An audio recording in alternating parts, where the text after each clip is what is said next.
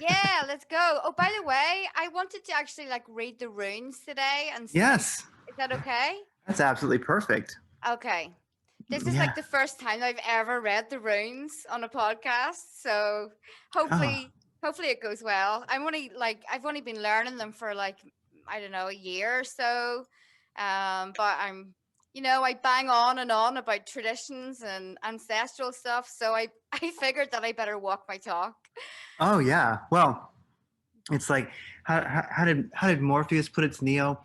There's a difference between knowing the path and walking the path. you know, Yes, yeah, exactly. and Yeah. Mm-hmm. yeah, and you've only been working with the runes for a year this lifetime, but you actually have several thousand years of experience. So so we're That's good. true. So we're good Yeah, to I go. like it. Yeah, yeah. Just remember, and it's all good. Well, so here we are. We're recording, and this is Craig Simpson from Radiant Creators and Fiona Edgar. And usually I have all this stuff up in front of me. What's your website again? It's FionaEdgar.com. Yeah, it's FionaEdgar.com. So for everybody listening, if you want to check things out while you're listening, there's plenty of visual entertainment at either of those sites, radiantcreators.com or FionaEdgar.com, FionaAedgar.com. So this will be the fortnight astrology, really from Sunday the 11th, probably through the 24th or so. So let's get started. Fiona, what do you see in the stars, the runes, the cards, and all this stuff? Okay, all the stuff. All the stuff. Yeah. Okay, so the big news of the day is that we actually have a new moon tonight. So it's going to happen at 2:30 a.m. That is UK time. If you're in the States, that's going to happen in your evening sometime, around like 10 o'clock, 10:30-ish. So this new moon is in Aries. It's all it's all about the fire. It's all about the burst of springtime. Of course, since Aries is a volatile sign, we may experience some issues, maybe a little bit of restlessness, a bit of conflict. There's certainly conflict going on in my country at the moment. People are rioting in the streets and letting loose and doing all kinds of stuff. Not about the Orwellian dystopia that we're living in, but about the old kind of political and religious bullshit.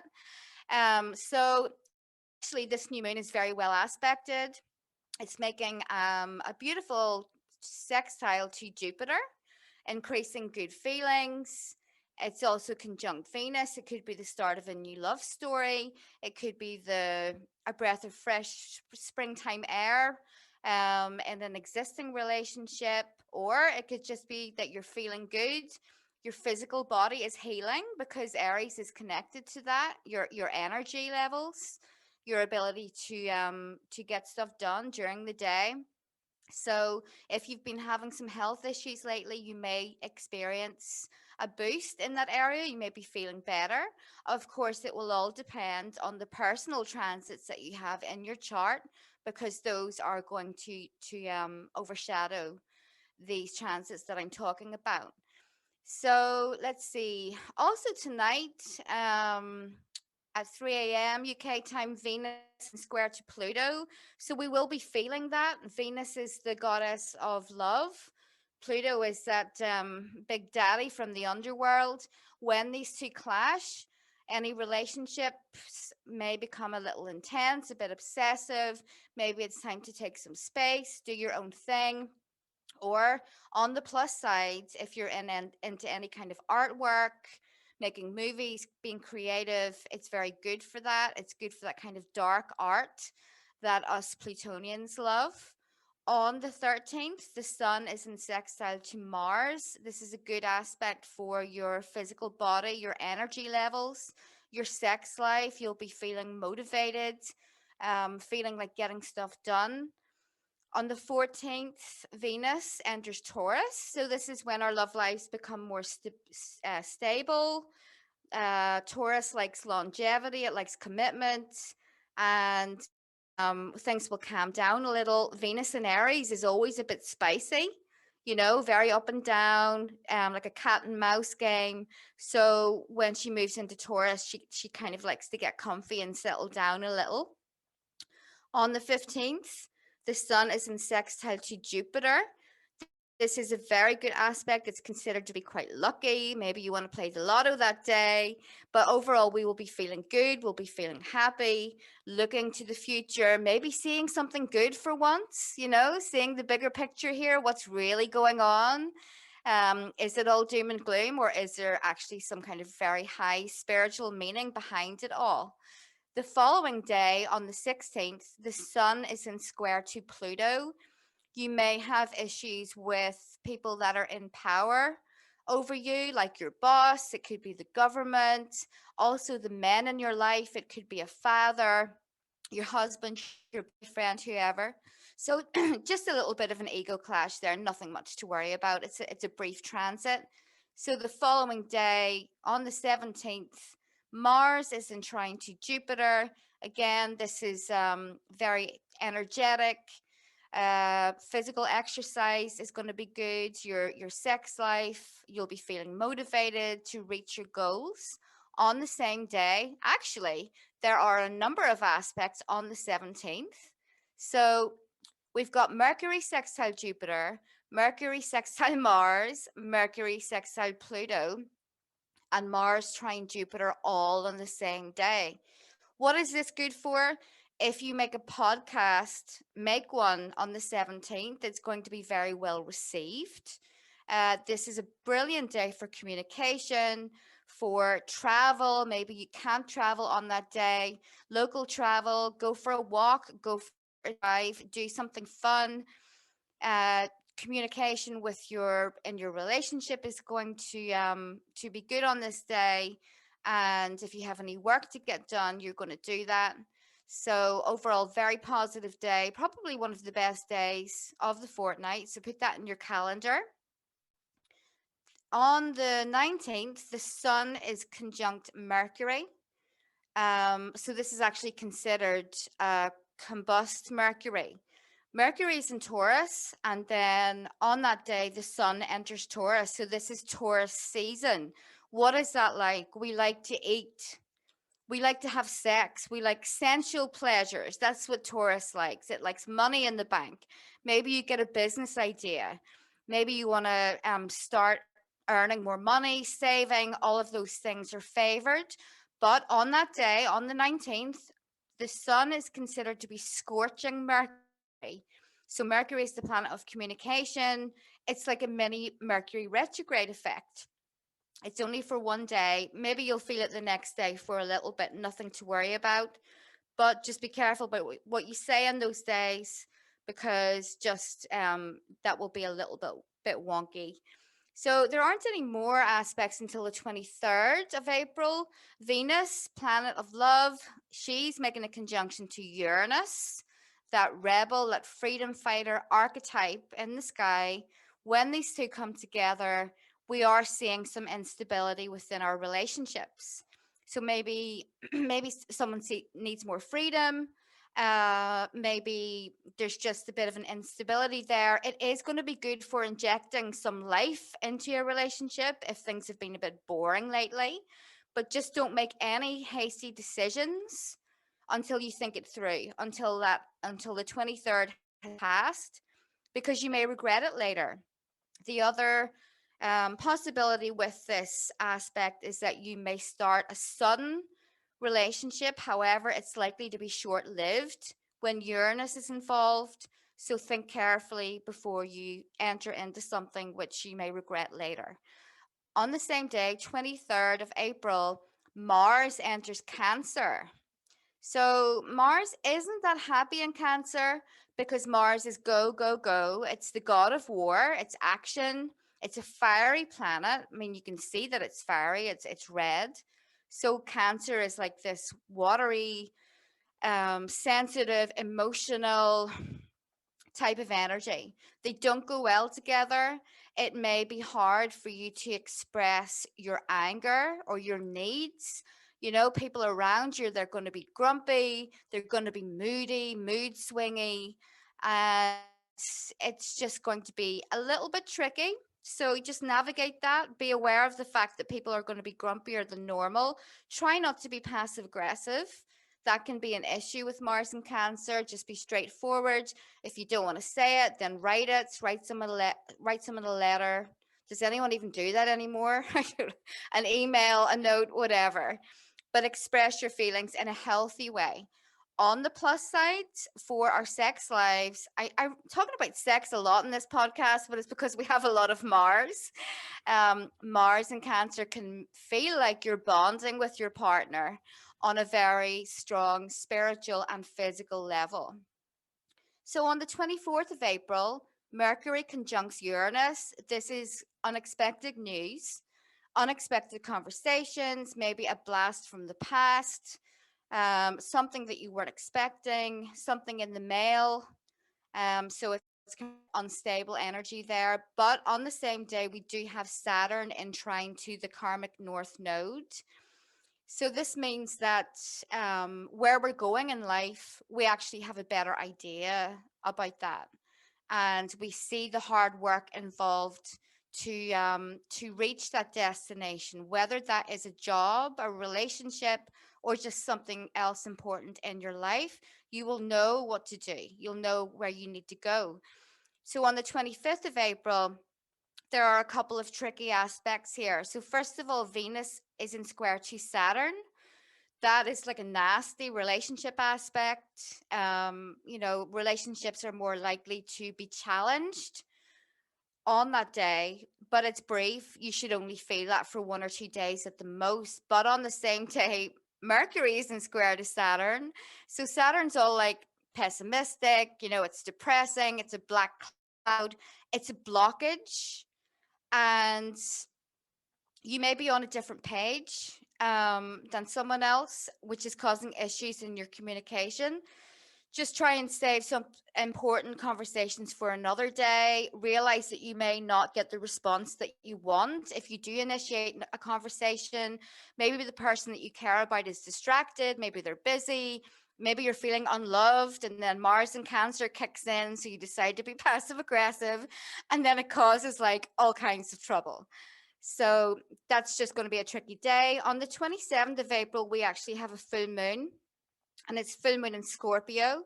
So the full moon illuminates two different life areas. They will be different for each person depending on where you have Taurus and Scorpio in your chart. But Scorpio is all about intensity, it's passions, it's obsessive, it's jealous, it wants to drink your blood, it's full on. So just realize for those couple of days, maybe your relationships are challenged because someone is jealous, someone is possessive or paranoid. But on the plus side, you can get real emotional bonding and intensity on that full moon. And on the same day, Pluto goes retrograde. So this is a big deal. Pluto is the planet of power. It's the control system. It's the underworld. We're all going through that collective dark night of the soul at the moment. When Pluto goes retrograde, it will ease off. We should see an easing off. Obviously, that probably means that the lockdowns are going to be eased up a bit. In Ireland here, we have like the toughest lockdowns in Europe, and everyone's frustrated, everyone's annoyed and pissed off about it. Everyone wants to go out, but hopefully by the end of April, we'll see an easing up. On it can act as a very personal psychologist. When Pluto goes retrograde, you can become your own psychologist. You can see the deeper meaning in things. You can analyze yourself, you can analyze other people. So that's it for the fortnight. It's a bit intense, got lots of stuff to do with Mars and Venus and Pluto. So just try and chill, take it easy, and hopefully everything will go well. Oh, I think it will. Well, the full moon in Aries today, I'd kind of forgotten about that, but yeah, I was out doing a little hiking and such this morning, and I could feel it. The people are a bit intense, and I was wondering why. So yeah, people are already getting edgy. It'll be quite an interesting Sunday night. As the craziness befalls us here in Arizona. Well, Mm, I like it. It's wonderful. Looking forward to Pluto going retrograde, that way out mm-hmm. there planet. Um, I'm kind of always my own therapist, but maybe I'll be a little bit more effective. You know? Yeah, I hear you. Yeah, Yeah. I can analyze the hell out of anyone else, but like myself, no, let's not go there. Yeah. I know. Yeah. How do you be a successful therapist for crazy people? Like, it's kind of hard to process yourself. It's like, well, I know you're crazy, so nothing really makes sense, you know. That should be the practice that I open. Just, like Craig Simpson, therapist for crazy people, you know. I'm not trying to fix you. I just want to have a conversation. Mhm. Yeah. Yeah, really, we can indulge and affirm each other's, craziness.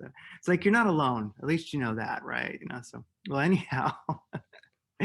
Oh goodness. So are we doing just runes this time, or runes and cards, or Yeah, what? let's just do some runes. Yes. Yeah. And by the way, this is my first time ever Mm, reading runes on a podcast. I've never done this before. wow. I am a master of the tarot. I know it inside out. I've been reading it for many, many years, but I have to walk my talk. I have to get back to all of my ancestral practices. So I've been studying the runes like crazy. They are a bit more difficult to read because there's no images, it's a symbol. But if you kind of let yourself flow and let those symbols speak to your subconscious, then you start to get very strong psychic messages from them. So I did pull three. I pulled three runes for everyone listening to this podcast. And the runes that I pulled were Ansus, Jera, and Othala.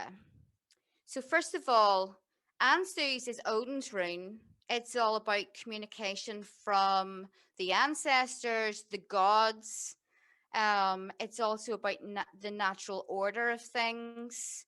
So what I got from this is that the ancestors are there. They're all with us through this chaotic wolf age that we're living through.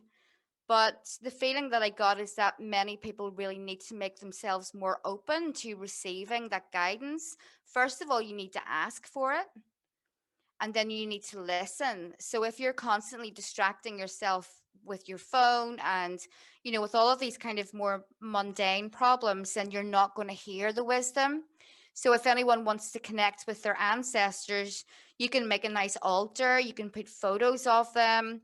Obviously, you're only going to know who a small amount of them are because our lines go way, way back. And you can just light some incense, you can leave some food there.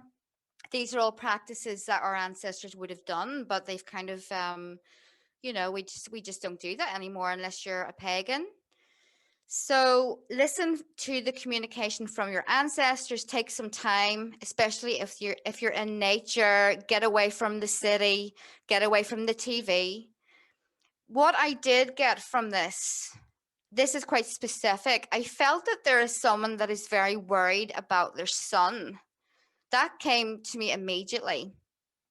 The next rune, Jera, it actually indicates a cycle of time, and it indicates that you need to have patience. So, whoever this person is, they need to be patient. They need to get away from this kind of anxiety, constantly overthinking, going round and round in their head about this situation that is somehow connected with their son. Just let the cycle run through because it is just a cycle. And try not to worry. You can ask your ancestors to step in to help if you are really worried about them. So also, Anses is connected with Odin, the archetype of the father. He's the all father. So the strong male, the strong Western male is something that is pretty much in short supply these days. Obviously, I know there are still some sane men and women out there, but that archetype, Thomas Sheridan was talking about that yesterday. Odin is very strong at the minute because he's taking the place of how can I say this in a kind of a YouTube safe way? Basically, men that aren't being masculine enough, they're not protecting their wives, they're not protecting their families, and the same goes for women, of course. They're not protecting their kids. they're injecting them with all kinds of disastrous cocktails, and they're not really doing the job that a parent should do. So this archetype of Odin, the All Father, he's kind of stepping in here to replace that. The current events that we're experiencing, they are supposed to be happening, and I got that with the last rune as well, Othala, which is all about folk. It's about your tribe, whoever your tribe is. Some of us feel like our tribes are being exterminated at the moment, and I was very worried about that. I actually talked about a vision that I had on my channel on that website that begins with T and ends with G that I can't talk about here. But whatever, all of these events that are unfolding at the moment, which is quite frankly terrifying for a lot of people. You know, a lot of people out there, they're suicidal, they don't know what to do. We need to just chill. We need to go back to Jera, which is telling us that this is a cycle of time. This cycle of time, this experience that we're living through is supposed to be happening. We have to let it play out without interfering as much as possible. There are deep spiritual reasons for it. So I'm going to leave it at that. But the last thing that came to me really was that someone was worried about a wedding. I felt that this wedding was supposed to be taking place in the autumn, and they're worried because of all the the COVID and all of that kind of stuff that it wouldn't go ahead. I wanted to kind of reassure them about that, and I also felt that they should go ahead with it. They were thinking of canceling it, so that's pretty much it. I hope I did a good job there. It's kind of weird doing that for the first time, but hopefully you all got something from that. No, it had an amazing flow to it. I think it was great. I think so for sure.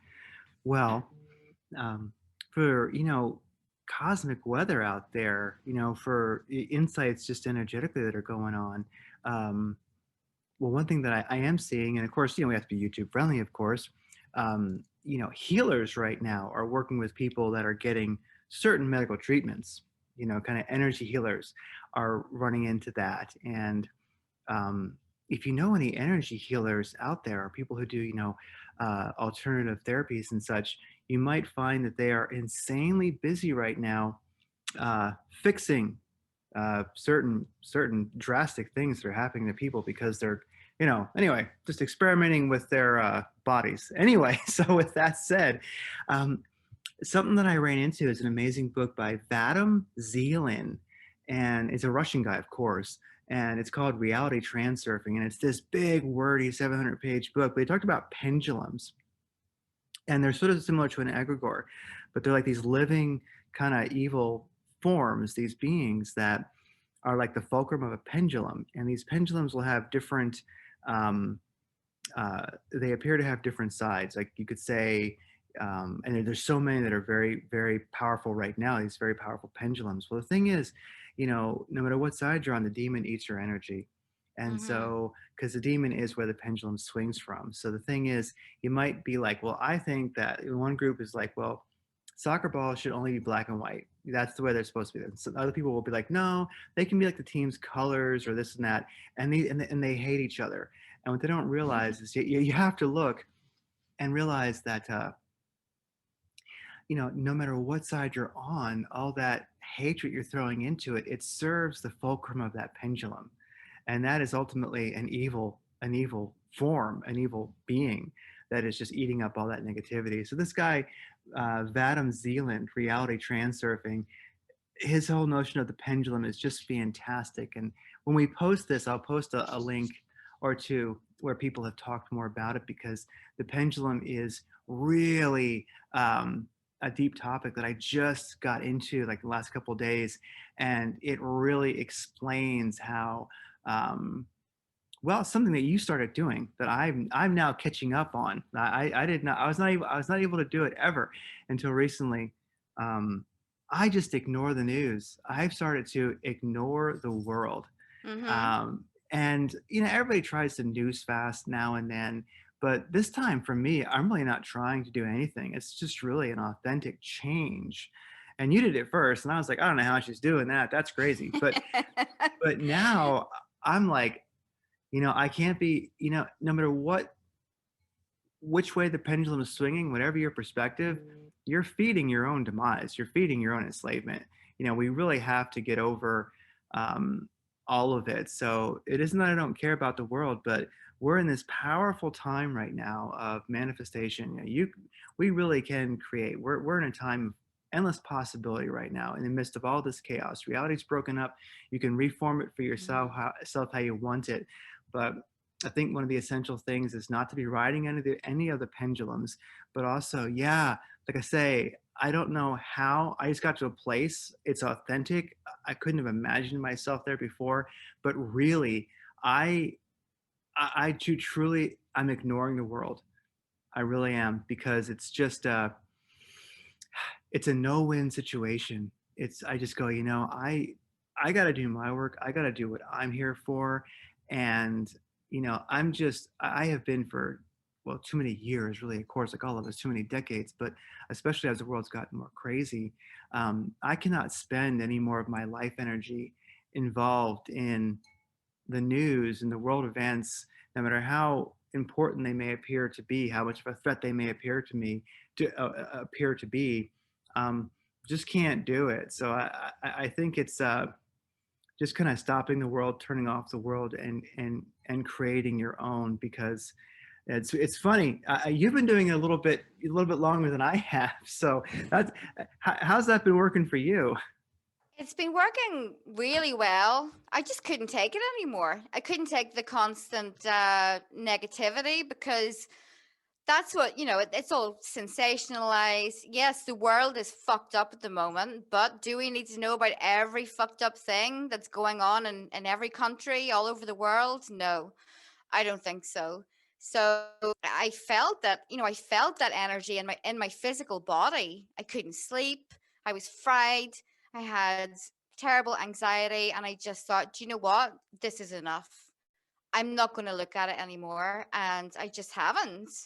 And I've been feeling a lot better, sleeping better, dreams are clearer, definitely more powerful and vivid spiritual experiences. So I think it is a good thing to switch it off, because otherwise you're just going to be on this constant emotional roller coaster, and it just isn't healthy. Absolutely. And I think when it comes to creating what we want, the same guy, like Vadim Zeland, talked about, like, and this is absolute common sense. I mean, we all know this, but, well, spiritual common sense ultimately is, if you want to be in that sort of multiverse frequency, if you want to be in the energy that can manifest what you want in life, and also where you feel good, well, you got to feel good. You got to be in a positive emotional state, and so nothing works when you're depressed, stressed out, when things are hopeless. Nothing really works. So I think that, well, actually, I know that whatever we're supposed to do to help the greater picture will be something you do when you feel good, that feels good. You Hmm. know, and people would say, no, man, you got to stop being a sheep. You got to get pissed off and stop taking it. No, no. that, No. that I honor where you're coming from, and that intense Aries energy. I get it. You need to, like, beat your head up against everything in life because it's how you feel alive. But I'm telling you, from a person who's more Piscean, it lacks finesse. Okay. Yeah, and see, there's nothing that you can do with it anymore. You get riled up, you're angry, you want to go out in the streets and change things, but we can't do that anymore, because you're going to get arrested, and they have weapons that are way more powerful. They can lock you up, so just don't. There's no point. Just chill and realize that everything is actually unfolding the way that it is supposed to. As awful as it is, I know it's hard to stomach some of this. Trust me, I know, but there's nothing that we can do about it. And there really is something very powerful behind it all, that I don't want to say too much, because we're on YouTube and we're censored, but I did talk a little about it. Oops, did I say that? Did I say the word? Oh yeah, I can edit it and then like remove it. I can bleep it out. Okay. Yeah, I could go in there and like just get rid of that probably. Just take a few minutes to edit it afterwards. But yeah, no, I agree. You know, um, yeah, there's much that we can't say, so we have to be careful. Yeah. But see what else is there. That's kind of it, you know. I mean, I'm just working on avoiding the pendulum. You know, I can see it swinging, I can see things happening, and I just don't get attached to it. You know, I go, okay, I can see this, I can see these extremes, but I'm not going to get involved. You Mm-hmm. know, I'm going to stay you know, work on staying in a positive state of mind, you know, and it all depends on how a person wants to look at that. I mean, but there's everything from science to you name it that, I mean, a person can say, well, you know, if your pineal gland is activated, which is like this crystalline sort of transceiver to the multiverse God consciousness, I mean, that's how you can switch between multiverses and all. You can go that route, right? You know, I mean, you can Who the hell certainly, has time to do that? I know. yeah. Yeah, it's like, you know, one can call it that or they can just say, you know, whatever, but really our path, I would say, is definitely, you know, one of positive emotion and a positive life. And so I would say that we're getting everything thrown at us right now to turn that ability off, to manifest the life you're supposed to be living or even be happy. So I think that, yeah, one of the most really, actually, here's the thing, you know, one of the most rebellious things, if not the most rebellious thing you can possibly do right now, is just to say, fuck you. You know, Yeah. I'm not gonna do what you tell me. And even beyond that, more importantly, I'm not gonna listen to your bullshit, you know? Hmm. Yeah. Yeah. I'm gonna go outside and I'm gonna check my vegetable garden and I'm gonna Yes. stroke my cats and I'm gonna look at the sun and I'm gonna say, "Isn't it a beautiful fucking day?" Yeah, exactly. And every day you do that, like you seriously, you punch the globalists in the nuts. I'm telling you. Yeah, You really do. absolutely. Yeah, you win. That's a win. That actually is, that's a win. Every day you do that. And I think sometimes people can forget that. They go, I don't know, I'm just not uptight and angry enough right now to make a difference. I'm like, Yeah, well, this isn't for some of us. This isn't the first time that we have kind of gone into this dark night of the soul. oh yeah. I started waking up in when was that? Like really properly, I think 2004. And you go down the conspiracy hole. This leads to that, and then before you know it, you realize just what a shit show we're living in. And I went through the anger then, and the sorrow, and what good did it do? It didn't really do a shit. So I'm just going to get on with my life as best as I can for now. Oh yeah, and the dark night of the soul, and even being a certified crazy person and such like that. Um, it's like somebody Misaki that we've talked to Radiant Creators before. He's an interesting character.